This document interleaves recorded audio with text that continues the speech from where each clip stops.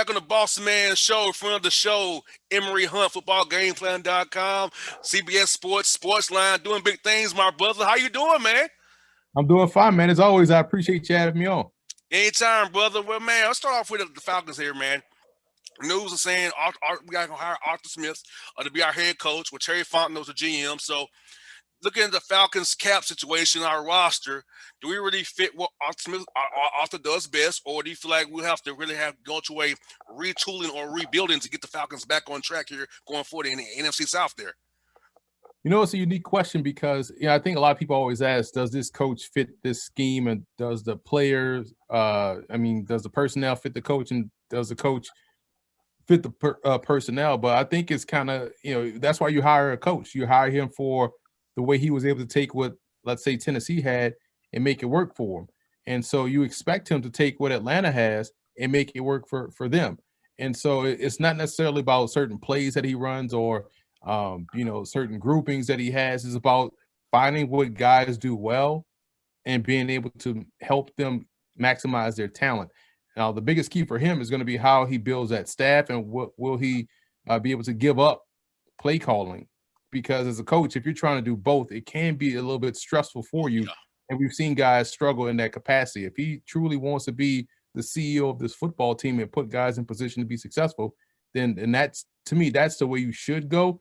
But if he's going to call plays, I think he'll be fine and making do with what he has. And, Fontenot is probably the biggest hire of them all, because he's the one that's going to be putting the groceries in the cart and allowing, the head coach to make things happen with the players that he's going to give them. Emory, I'm looking at the dots here. I'm thinking this means in 2021 or two that Julio Jones and Matt Ryan probably won't be here anymore based on the cap issues we have with Deion Jones as well. A lot of our cap is kind of tied up in our top of our roster. So a lot of you got to get younger and cheaper here. So I'm feeling like giving Fontenot a good 5-year deal. Hopefully Smith a 5-year deal so he can actually retool this thing around, because we know that the Matt Ryan Julio Jones era is coming to an end. If it's not next year, it's the year out in 2022 is definitely over. Yeah, absolutely. And that's why it's probably a unique spot for Atlanta to be in, picking in the top 5 to probably take a quarterback. If they find someone that they deem to be a quote unquote franchise worthy guy, it would make sense to grab him now. And therefore you can groom him for, when he takes over for Matt Ryan, whenever that may be, whether it's, next, not this upcoming season, but 2022, maybe that's when you give him the full reins, kind of like what Green Bay is doing with Jordan Love. You always want to have your ace in the hole already, as opposed to going out and getting one when you need one, because you may be good the previous year. You may not be taking one that high. So if they're seeming to see someone, if they find someone that they deem ready to be a franchise guy where they are in the draft, whoever that player may be, they have to take them. Now, looking at our roster offensively, Emory, I see that Julio Jones is still there, but look at Ridley with Patrick Julio's place. We got Zacchaeus who's coming upcoming kid, Christian Blake as well, Gage as well. So I feel like receiver-wise, if Julio moves on in 2022, we got some guys in the pipeline that will be able to step in and step up. And Hurst, tight end, and replace Austin Hooper, a very good player as well. Well, see, that's the thing. Julio Jones is a bona fide number one.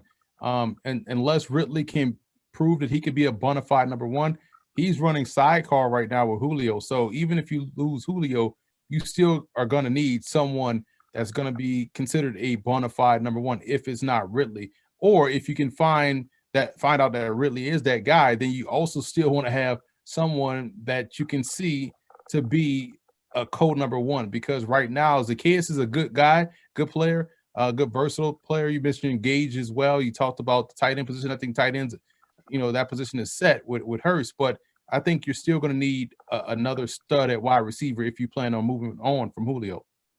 And let's talk about the playoff game this weekend. First one, Buffalo and Baltimore there, man. I love this game. I feel like Josh Allen is number 3 behind Lamar and kind of was running quarterbacks in my mind.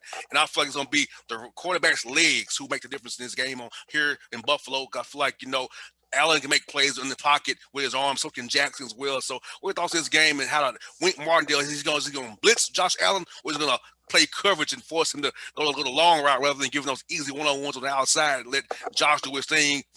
Even if you have a free blitzer, Emory, usually he can still make plays and keep you one less man in coverage and still burn you. Well, see, that's the unique part about Baltimore, and that's why I think it's a bad matchup for Buffalo because you look at the fact that one, they can apply pressure, which is always giving any quarterback problems. But in combination with that, on the outside, you have Marlon Humphrey and also Marcus Peters, two man coverage guys that can match up against wide receivers. So it makes throwing those those hot routes against those press corners a little bit tougher. So it's going to be up to Buffalo to find creative ways to generate offense. Maybe go to more condensed sets to try to loosen up that coverage and try to get those guys to communicate while running through rub routes and pick routes. So we'll see. But that's why I like Baltimore in that game because just the matchup from a defensive perspective and also on the offensive side, they do well what Buffalo doesn't do well, and that's stop the run.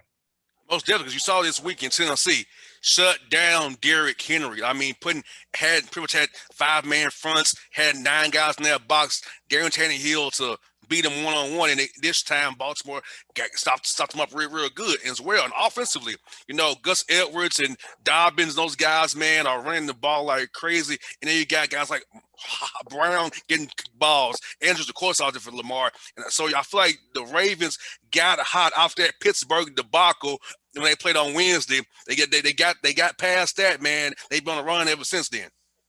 Yeah, absolutely. And you look at the fact that this is a team that has played Buffalo before, and Buffalo could say the same thing. I thought Buffalo the first time, I thought they contained Lamar pretty well in their meeting last year. So we'll see what adjustments can be made. But with the weather being what it's going to be, and again, snow, rain, yeah, it can affect each opponent. But you want to see how Buffalo stops the run and how they're able to supersede that pressure they're going to see from Baltimore. The Emory going to Green Bay and the Rams. Jared Goff coming off that thumb injury, played good in Seattle, got the win up for those guys. But I like the defenses, man.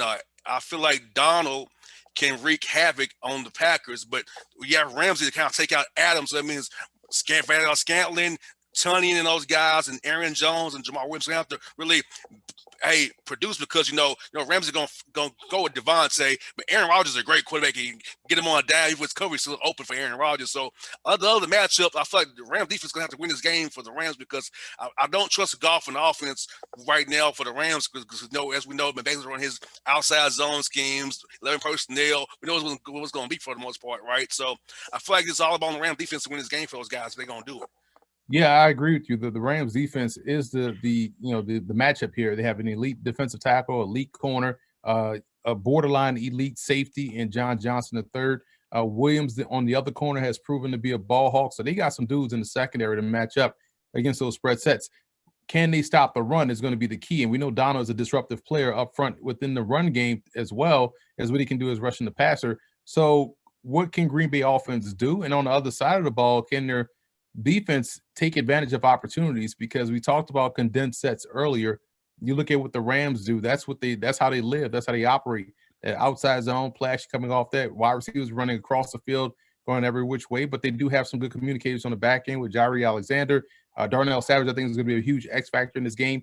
And so as much as we talk about the Rams defense being key, I think the Packers defense will be key as well. Because if they can get pressure, they have guys on the back end, just like the Rams do, that can take the ball away.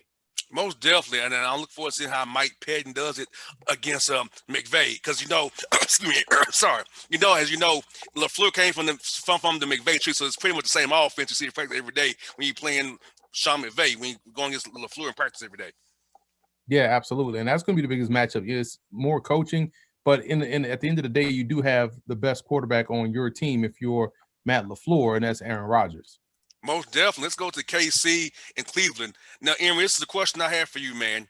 If you're the Browns, do you play ball control with Kareem Hunt and Chubb and kill the clock and limit Mahomes' possessions, or do you go for it and be a gunslinger and get in a shootout with those guys? Because Baker has been playing well, man. He's been on fire.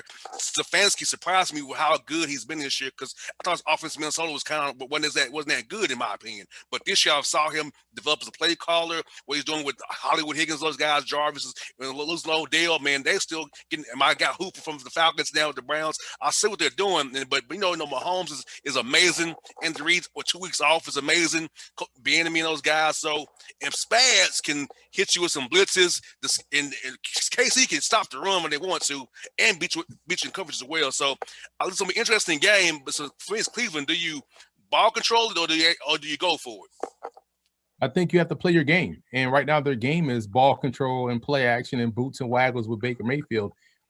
They have to be able to go out there and do what got them there. And that's, the run game, that's their play action passing, that's opportunistic defense. You hope that their defense is healthier now than it was last week against Pittsburgh with guys coming back off COVID.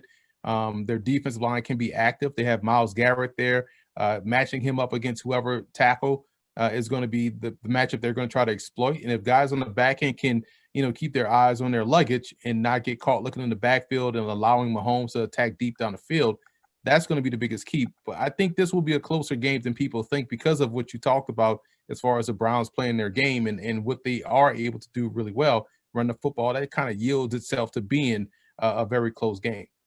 Yeah, and I love how Kansas City, one of those transcontinentals with Hill and Watkins. I mean, I love their deep passing game. Is that transcontinental around over the whole field, man? It's amazing to watch on film all 22, man. I love seeing the way Andy Reid and Bieniemy draws up plays because they're so interesting to watch. It reminds me of, as you know, playing college football as well. Plays we saw we played ball back in the day, man. Right, exactly, and it's when you have the amount of playmakers that they have, you talk about elite talents. It's not like a bona fide number one and everybody else is really threes and fours. You talk about Sammy Watkins, Tyreek Hill, Travis Kelce. Those are guys that are elite at their position and they're game breakers. And, you add the fact that Mahomes is a game breaker. That's just tough for any defense. Normally, you have one good corner and two other corners that are solid, but Kansas City forces you to have three good corners. Otherwise, it could be a problem. Most definitely. Last one of the week, man, is the NFC South battle with Breeze and Brady again, man.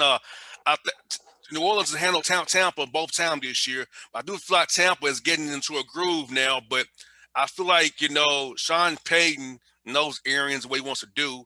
And I feel like Dennis Allen has a plan for that. Now they're having Antonio Brown more involved now with him out there more and more. Get them in more nickel there, but I still feel like in the Superdome, it's Drew Brees' birthday week. Today's his birthday. I feel like the Saints are gonna get the job done. It's based on scheme wise and how I feel like New Orleans has a date with Green Bay coming up in a week or so there. Well, the Saints were the last team to beat an opponent 3 times in one season, and they did it in 2017 when they beat the Panthers twice in the regular season and in the NFC wildcard playoffs. So they have a good opportunity to do so here.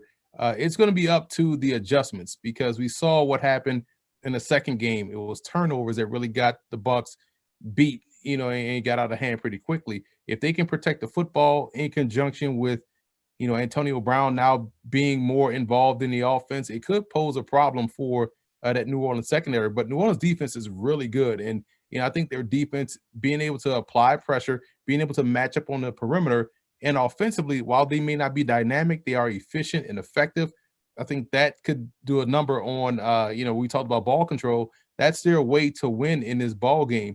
I think that's going to be what has to happen in order for them to win because, again, when you give an offense like Tampa Bay that has found its rhythm throwing the football deep down the field, it could pose a problem if you're giving them more swings at bat. So you have to minimize that by taking control of that football and making sure when you have the ball, you maximize it by scoring either a field goal or if you're able to get it in for a touchdown.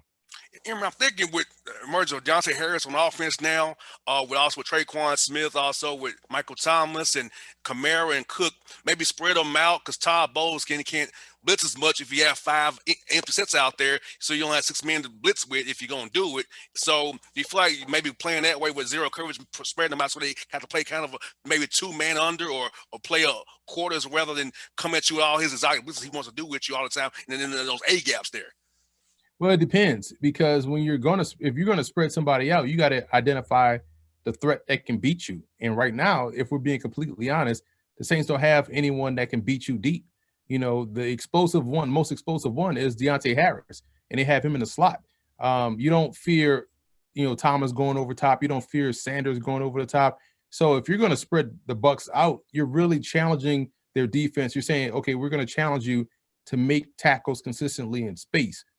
And judging by the personnel of the New Orleans Saints, the Bucks would be much obliged to make that happen because who's going to beat them deep? The one person that does have the ability to make you miss or be explosive is Harris. But you trust that your guys can make plays consistently one-on-one in space. I think that's something that the Saints shouldn't do, is try to spread the field, because that just almost uh, it almost like enhances their weakness or highlights their weaknesses at that position. As far as explosiveness is concerned, those guys can catch the football. Don't get me wrong, but they don't have that guy that really threatens you deep down the field.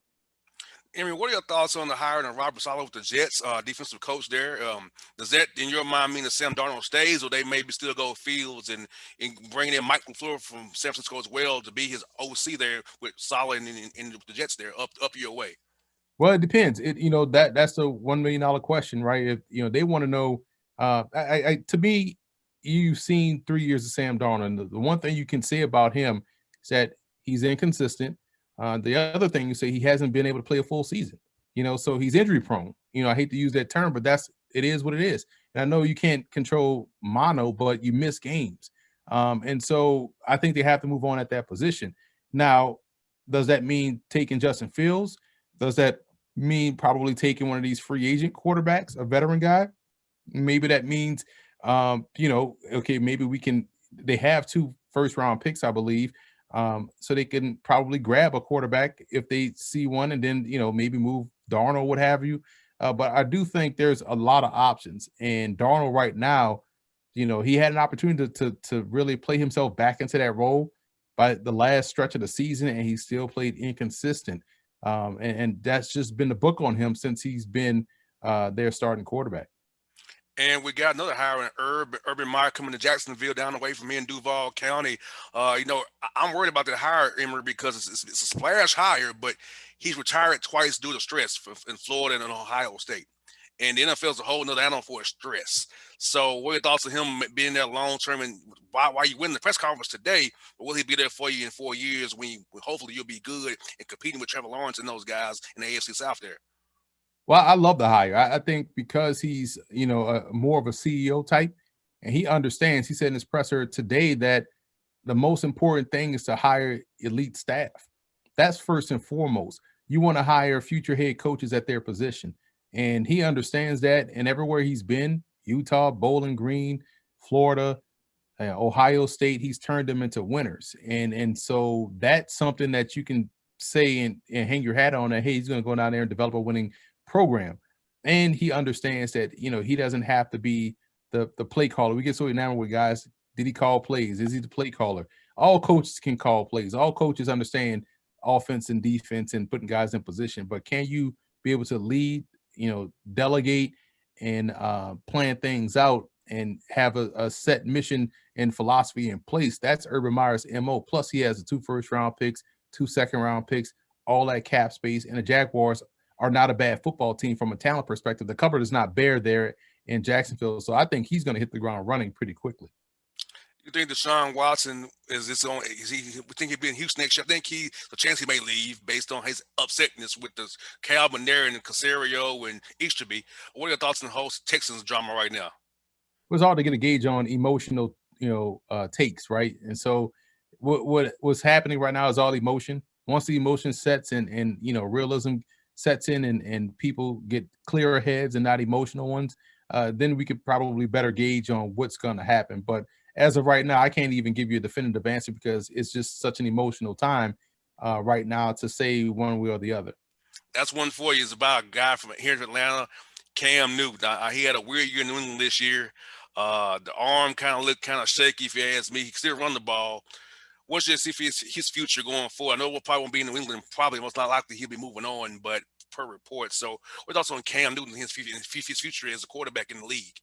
Yeah, it's unfortunate because you're right. This year his arm just didn't look right, and it's unfortunate to see a guy that really had just a rocket arm, really succumb to those injuries with his shoulder.